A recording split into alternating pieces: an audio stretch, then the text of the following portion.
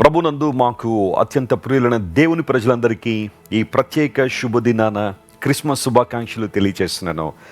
What a joy it is to be in the presence of God this early morning, remembering the birth of Jesus. యేసుక్రీస్తు ప్రభువారు ఈ లోకానికి ఎందుకు వచ్చారనే విషయాన్ని ధ్యానం చేయడానికి, మన హృదయాలన్నీ కూడా మరొకసారి ఆయన వైపు త్రిప్పడానికి క్రిస్మస్ సంతస దినం మనకు ఒక అద్భుతమైన అవకాశాన్ని ఇస్తుంది. డేవిడ్ క్యామరూన్ అనబడే ఒక దేవుని సేవకుడు ఇలా అంటాడు, Christmas is the time to pause and to reflect on important things in our lives. మన జీవితాల్లో అత్యంత ప్రాముఖ్యమైన విషయాలను ఆలోచన చేయడానికి క్రిస్మస్ మనకు ఒక చక్కని అవకాశాన్ని ఇస్తుందని. యేసుక్రీస్తు ప్రభువారి లోకానికి వచ్చిన శుభ సందర్భాన్ని మనందరం జ్ఞాపకం చేసుకుని ఆయన స్తుతిస్తున్నాం, ఆయన ఆరాధిస్తున్నాం.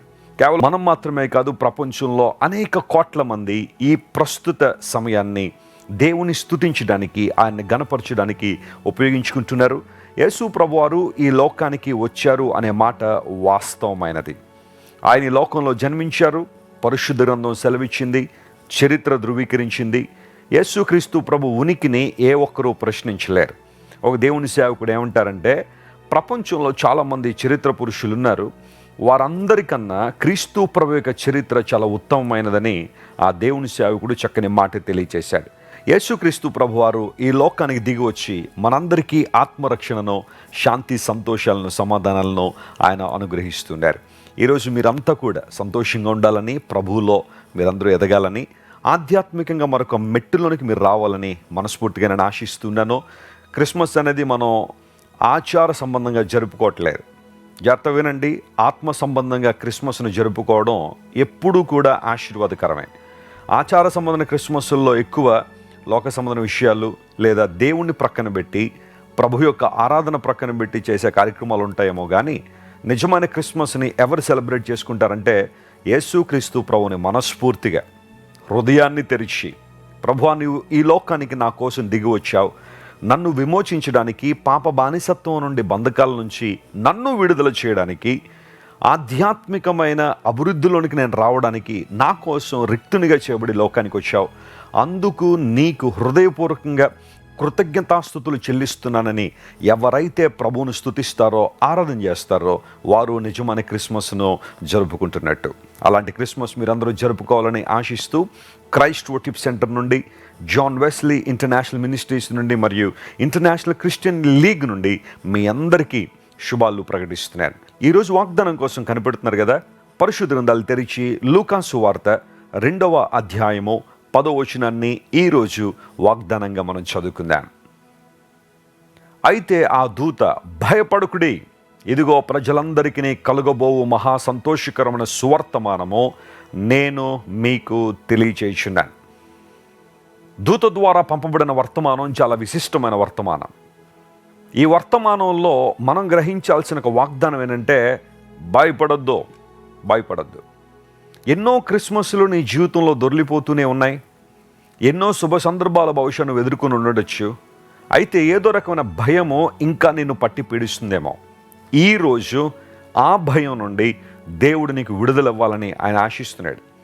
నేనేదో మామూలుగా మాట్లాడుతూ ఈ మాట చెప్పట్లేదు. దేవుడు ఖచ్చితంగా నీ పట్ల ఉన్నతమైన ప్రణాళిక కలిగి ఉన్నారు. ఆ ప్రణాళిక ఏంటంటే నీ భయము నుండి నిన్ను విడుదల చేయాలని. ఈరోజు ఉదయాన్నే లేస్తూ కూడా ఏదో రకమైన భయంతో నువ్వు కృంగదీయబడ్డావేమో, భయంతో అల్లాడిపోతున్నావేమో, నీ భవిష్యత్తు గురించిన భయం నిన్ను అతి తీవ్రంగా వేధిస్తుందేమో. ఏమోనండి, ఏం జరుగుద్దో నాకు తెలియట్లేదు, నా భవిష్యత్తు ఏంటో నాకు అర్థం కావట్లేదు, లేదా రేపటి దినాన ఏం జరుగుతుందన్న భయం నన్ను వెంటాడుతుందని అనేక ప్రశ్నలతో ఈ ఉదయకాలం కూడా నువ్వు లేచి ఉన్నావేమో. దేవుడు నీతోనే సూటిగా మాట్లాడుతున్నాడు. పరిశుద్ధాత్మ దేవుడు నీ హృదయాన్ని రేపుతున్నాడు. ఆయన నీవు భయపడాల్సిన పని లేదు. యేసుక్రీస్తు ప్రభు ఈ లోకానికి వచ్చిన అనేక కారణాల్లో ఒకటి, మనలో ఉన్న భయాన్ని రూపుమాపి ఉన్నతమైన ఆశీర్వాదాలు మనకి ఇవ్వాలని ఆయన ఆశిస్తున్నాడు. లేఖనాలు మనం గమనిస్తుంటే మనుషులు భయపడే సందర్భాలు చాలా ఉన్నాయి.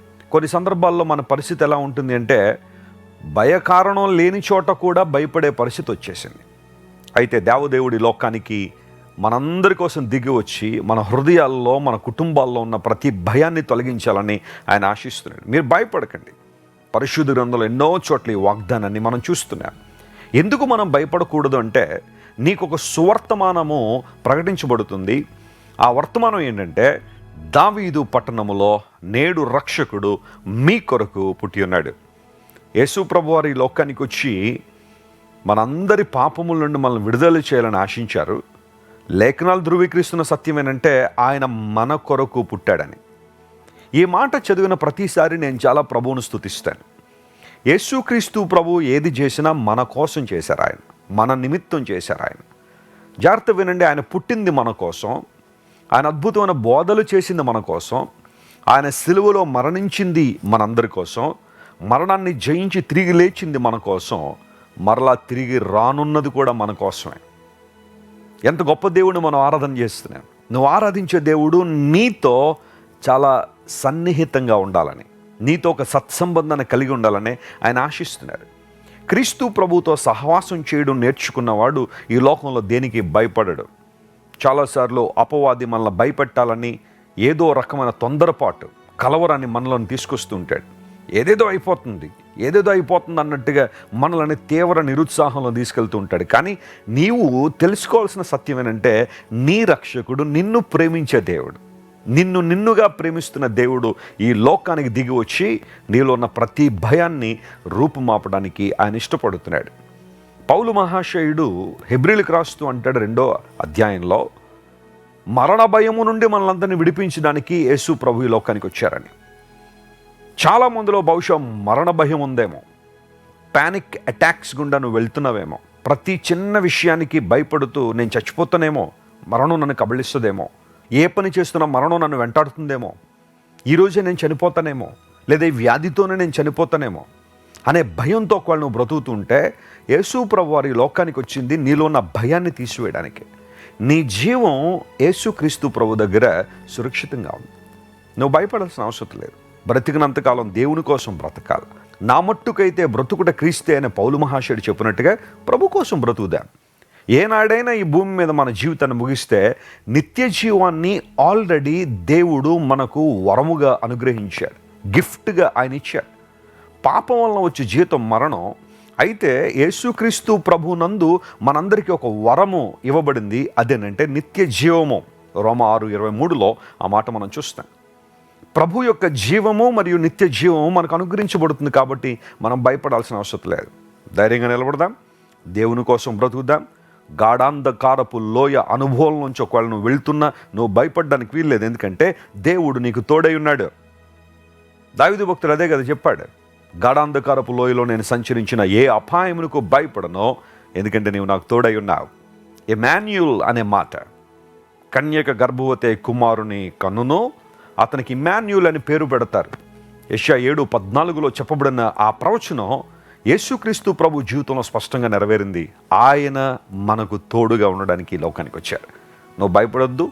అందరూ నిన్ను వదిలిపెట్టేశారని, నీ మీద నిందలేస్తున్నారని, ఒంటరివాడిగా ఒంటరిదానిగా నిన్ను నిశ్చేష్టులుగా చేసేసి వదిలిపెట్టేసారు నువ్వు బాధపడాల్సిన అవసరం లేదు. This is the day to rejoice and to be glad in the presence of God. దేవుని సన్నిధిలో నువ్వు ఆనందించాలి, సంతోషించాలి. ప్రభువు నీ తోడున్నాడు.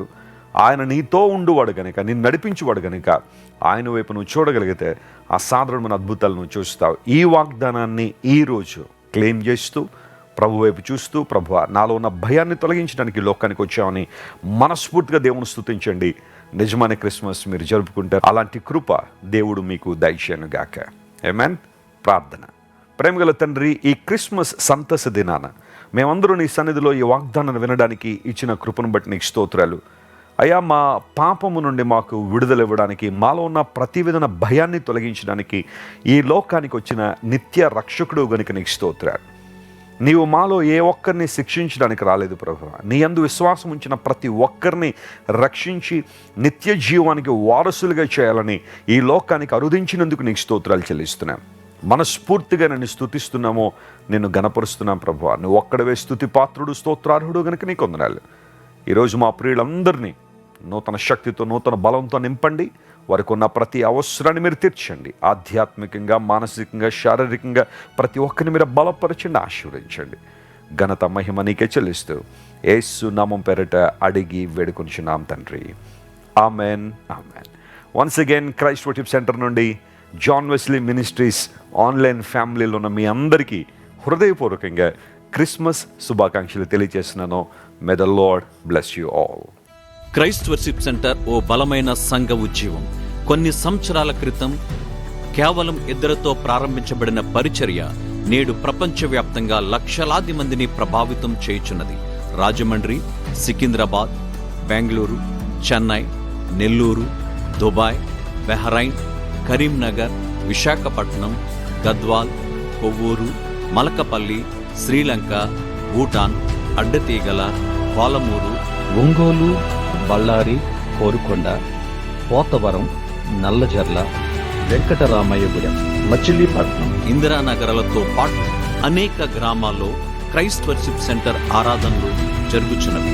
వాక్య సంబంధమైన ఉద్యమంలో, పరిశుద్ధాత్మ సంరక్షణలో కొనసాగాలనుకునే ప్రతి ఒక్కరికి మా ప్రేమపూర్వక ఆహ్వానాన్ని అందిస్తున్నాము. రండి, ఆత్మతో సత్యముతో ప్రభువైన యేసు క్రీస్తును ఆరాధిద్దాం. మీరు ఇంతవరకు విన్న దైవ సందేశం మరియు దేవుని సేవకులు చేసిన ప్రార్థన మీకు ఆశీర్వాదకరముగా ఉన్నదని విశ్వసించుచున్నాము. ఈ సందేశాన్ని మీ స్నేహితులకు, బంధువులకు షేర్ చేయండి. మీకు ఏదైనా ప్రార్థన అవసరత ఉన్నచో మా ఫోన్ నంబర్లకు కాల్ చేయండి.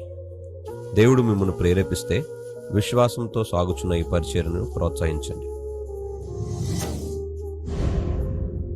మరిన్ని వర్తమానాలు, పాటలు వినుటకు జాన్ వెస్లీ మినిస్ట్రీస్ అను మా యూట్యూబ్ ఛానల్ను సబ్స్క్రైబ్ చేసుకొనండి. ప్రభువైన యేసుక్రీస్తు కృప మీకు తోడైండును గాక.